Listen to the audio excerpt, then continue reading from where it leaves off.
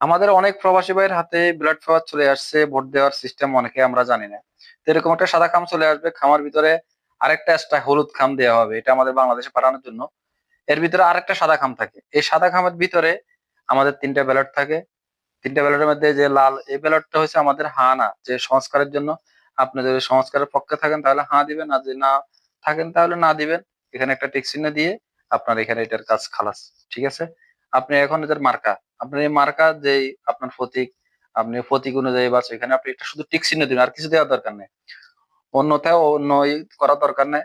এটাতে আপনার শুধু উপরের নাম এবং নিচে আপনার আইডি কার্ড নাম্বারটা এখানে দিবেন। আর নিচে যেটা করস চিহ্ন, এটাতে আপনার কিছু দেওয়ার দরকার নাই, এটা আপনার বেকার।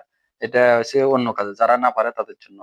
এরপর আপনার এই হলুদ খামটা আছে না, এই খামটার আগে সাদা খামের ভিতরে আপনার সবগুলা। সবগুলো খামরে আগে সাদা খামের ভিতরে সবগুলো ব্লটকে সাদা খামের ভিতরে ঢুকাবেন।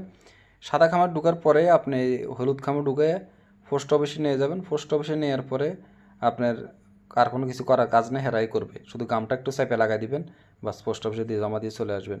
এরপর আপনি টেনশন মুক্ত, আর কোনো আপনার উঠে যায়। আপনারা অনেকেই আমরা সব বিভ্রান্তিতে আছি এই ব্যালটটা নিয়ে।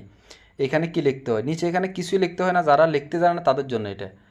আপনি ওখানে আপনার নাম এবং আপনার আইডি কার্ড নাম্বার, ডেট, আর এখানে 8 সংখ্যার নিচে যে কোডটা লেখা আছে উপরে, এই কোডটা ওই একদম কোণাতে দেখেন, আমি টিক চিহ্ন দিয়ে দিচ্ছি।